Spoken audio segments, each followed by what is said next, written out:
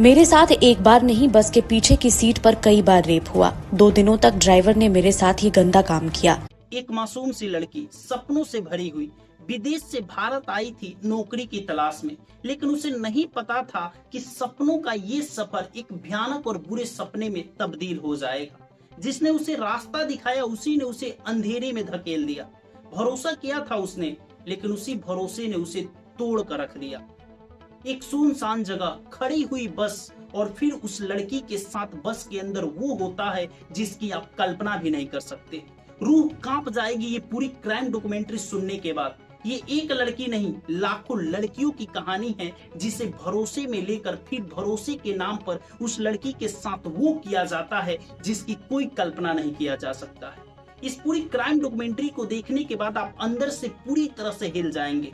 तो जुड़े रहिए हमारे साथ, शुरू करते हैं इस सच्ची क्राइम कहानी की शुरुआत।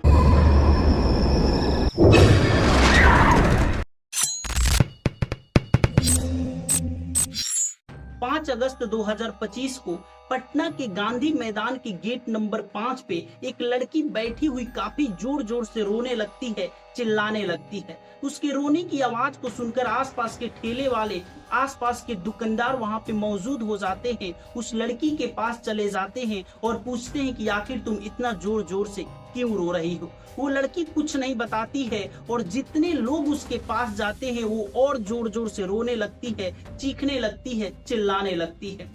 पटना के गांधी मैदान में गोरखा रेजिमेंट के कुछ जवान वहां पे परेड कर रहे होते हैं। उस लड़की के रोने की आवाज को सुनकर वो वहां पे पहुंच जाते हैं। वहां पे काफी ज्यादा भीड़ भी लग जाता है। जब गोरखा रेजिमेंट के जवान उस लड़की के पास जाते हैं और उस लड़की से पूछते हैं कि तुम्हें क्या हुआ है, हमें बताओ, हम तुम्हारी मदद करेंगे, लेकिन उसके बावजूद भी वो लड़की उन जवानों को भी कुछ नहीं बताती है। गोरखा रेजिमेंट के जवान गोरखा समाज समिति के अध्यक्ष सूरज थापा को सारी जानकारी दे देते हैं कि पटना गांधी मैदान गेट नंबर 5 पे एक लड़की काफी जोर जोर से रो रही है और कुछ नहीं बता रही है। सूरज थापा जो गोरखा समाज समिति के अध्यक्ष होते हैं, वो पटना वन विभाग में काम भी करते हैं। वो आनन फानन में ओला बुक करके पटना गांधी मैदान के गेट नंबर 5 पे पहुंच जाते हैं और उस लड़की से बातें करने लगते हैं। उस लड़की से पूछने की कोशिश करते हैं कि आखिर तुम्हें क्या हुआ है, तुम्हारे अंदर क्या पीड़ा हुआ है, क्या दर्द है, हमें बताओ, हम तुम्हारी मदद करेंगे। लेकिन वो लड़की उन्हें भी कुछ नहीं बताती है। लेकिन लड़की की बातों से लग रहा था कि इस लड़की के साथ कुछ तो गलत हुआ है। फिर सूरज थापा ओला बुक करते हैं और उस लड़की को लेकर पहुंच जाते हैं कौशल नगर। कौशल नगर में उनका ऑफिस होता है और उस लड़की को उसी ऑफिस में रखते हैं और उस दिन पूछने की कोशिश करते हैं कि आखिर तुम्हारे साथ क्या हुआ है, तुम बताओ मुझे। लेकिन उसके बावजूद भी वो लड़की सूरज थापा को कुछ नहीं बताती है। अगले दिन 6 अगस्त 2025 आ जाता है। सूरज थापा उस लड़की से फिर दोबारा पूछने की कोशिश करते हैं, लेकिन वो लड़की कुछ नहीं बताती है। गोरखा समाज समिति के कुछ महिला सदस्य वहां पे पहुंच जाती है और महिला सदस्य के साथ साथ सूरज थापा की पत्नी भी वहां पे मौजूद होती है। वो लोग उस लड़की से बातें करने लगते हैं और पूछते हैं कि तुम्हें क्या हुआ है, हमें बताओ, हम तुम्हारी मदद करेंगे, तुम्हारे साथ जो भी हुआ है हम तुम्हें इंसाफ दिलाएंगे। वो लड़की को भरोसे में ले लेते हैं। फिर वो लड़की सब कुछ बताने लगती है। वो लड़की बताती है कि मैं नेपाल की रहने वाली हूँ और मेरा परिवार एक मध्यम वर्गीय परिवार है, और जब मैं नाबालिग थी तो मेरी माँ की मृत्यु हो गई। आज मेरी उम्र 28 साल की है। वो लड़की बताती है कि जब मेरी माँ की मृत्यु हो गई तो मेरे पिताजी दूसरी शादी कर लिए, और जब मेरी सौतेली माँ घर में आई तो मेरे साथ उसका व्यवहार कुछ अच्छा नहीं था। शुरू में मेरे पिता मेरे सपोर्ट किए, लेकिन फिर मेरे पिता भी मेरी सौतेली माँ की बात मानने लगे और वो मेरी सौतेली माँ मेरे ऊपर अत्याचार ढाने लगी। मेरी सौतेली माँ से 2 बच्चों का जन्म हुआ, 2 बेटों का जन्म हुआ। उसके बाद मेरे ऊपर और ज्यादा ताना देने लगी, मेरे ऊपर और ज्यादा अत्याचार करने लगी। जब मैं बड़ी हो गई, 26-27 साल की हो गई, तो वो मुझे काफी ज्यादा परेशान करने लगी और बोलती थी कि तुम जाओ कहीं जॉब करो, तुम हमारे सर पे बोझ हो, तुम इस परिवार पे बोझ हो, कुछ कमाओ तभी तो खाओगी, नहीं तो तुम्हारा इस परिवार में है कौन।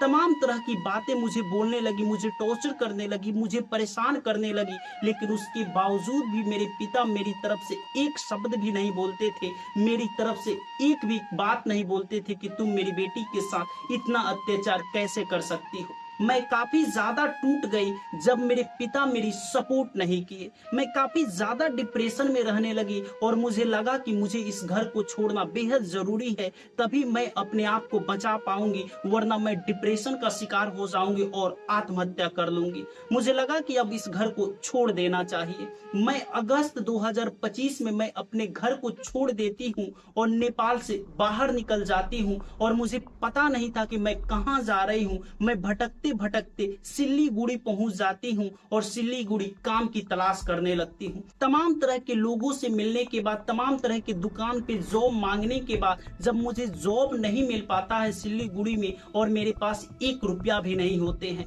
तो मैं जैसे तैसे करके ट्रेन पकड़ लेती हूँ और वो ट्रेन मुझे पटना ले आकर छोड़ देता है। पटना रेलवे स्टेशन के बाहर जब मैं बैठी हुई थी, रो रही थी, मुझे कुछ समझ में नहीं आ रहा था कि मैं कहाँ जाऊं, क्योंकि ना ही मेरा कोई मंजिल था और ना ही मेरे पास कोई ठिकाना था और 1 रुपये मेरे पास नहीं थे।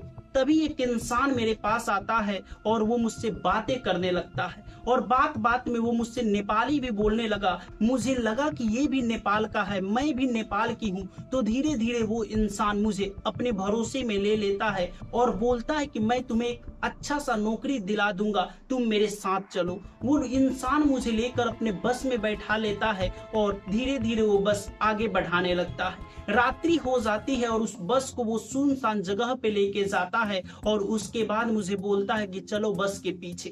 बस के पीछे ले जाता है और बस के पीछे वाले सीट पर मुझे लेटाकर मेरे साथ दरिंदगी करने लगता है, मेरे बदन से एक एक कपड़े को हटा देता है। मैं इस चीज का विरोध करती हूँ तो वो इंसान बोलता है कि ये सब नहीं करोगी तो फिर जॉब कैसे तुम्हें मिलेगा। मेरे पास कोई विकल्प नहीं होता है, कोई आधार नहीं होता है, मेरे पास कोई ठिकाना भी नहीं होता है, तो मजबूरी में उसका सारा जुल्म मैं सहती रहती हूँ। वो इंसान मेरे साथ जबरदस्ती शारीरिक संबंध बनाने लगता है और शारीरिक संबंध बनाते हुए ये बोलता था कि मैं तुम्हें एक अच्छी सी नौकरी दिला दूंगा, अब तुम्हारी जॉब पक्की हो गई। ऐसे ही वो इंसान मुझे भरोसे में लेकर 2 दिनों तक लगातार मेरे साथ शारीरिक संबंध किया, मेरे बदन को नोचते रहा, लेकिन मुझे जॉब नहीं दिलाया। जब मैं उससे जॉब के लिए बातें करती, नौकरी के लिए बातें करती, तो वो इंसान बोलता रहा कि मेरा मालिक बाहर गया हुआ है, जब वो पटना लौटेगा तो मैं उससे बात कराऊंगा और उससे बात करके मैं तुम्हें एक अच्छी सी नौकरी दिला दूंगा। और नौकरी का झांसा देकर वो इंसान मेरे साथ शारीरिक संबंध बनाते रहा, मेरे साथ कहें तो बलात्कार करते रहा। वो एक ड्राइवर था और BMP 1 के जवानों के लिए बस चलाता था। जब वो गांधी मैदान में जवानों को परेड के लिए बस पे बैठा कर लेकर आता था तो मुझे बस से उतार देता था और बोलता था कि तुम गांधी मैदान के गेट नंबर 5 पे बैठे रहना और जब मैं जवानों को छोड़ कर आऊंगा तो तुम्हें लेकर चलूंगा। मैं 2 दिन तक वो जैसे जैसे बोला वैसे वैसे मैं करती रही, लेकिन उसके बावजूद भी वो मुझे नौकरी नहीं दिला पाया। जब वो मुझे गांधी मैदान गेट नंबर 5 पे छोड़ता था तो वो मेरा मोबाइल, मेरे पास 1 भी रुपया नहीं छोड़ता था, मेरा सब कुछ वो अपने पास रख लेता था और फिर वो जवानों को गांधी मैदान छोड़ने के लिए जाता था। ये सब सुनने के बाद गोरखा समाज समिति के अध्यक्ष सूरज थापा अपनी महिला समिति के सदस्यों के साथ हवाई अड्डा पुलिस थाने में पहुंच जाते हैं और 6 अगस्त 2025 को उस ड्राइवर के खिलाफ FIR दर्ज करवा दिया जाता है। सचिवालय SDPO डॉक्टर अन्नू कुमारी बताती है कि पुलिस इस मामले की जांच कर रही है और FSL की टीम भी इस मामले की जांच कर रही है। बहुत जल्द आरोपी को गिरफ्तार कर लिया जाएगा। ऐसे ही पारिवारिक कलह की वजह से कई लड़कियां अपना घर छोड़कर बाहर निकल जाती है और जब बाहर निकलती है तो गलत लोगों से वो संपर्क में आ जाती है और वो इंसान उसे कहीं कोठे पे बेच देता है तो कहीं ऐसे दलदल में फंसा देता है जहां से निकलना मुश्किल ही नहीं नामुमकिन होता है। और वो लड़कियां उस दलदल में फंसकर अपनी पूरी जिंदगी नर्क में जीती है और घर वापस तक नहीं जा पाती। अब देखिए उस लड़की को इंसाफ मिल पाता है या नहीं मिल पाता है। ऐसे ही सच्ची क्राइम डॉक्यूमेंट्री देखने के लिए हमारे चैनल को सब्सक्राइब कर लीजिएगा। फिर कल आपसे मुलाकात होगी किसी और नई सच्ची घटना के पड़ताल के साथ। तब तक आप और अपनों का ख्याल रखिएगा। शुभ रात्रि, गुड नाइट।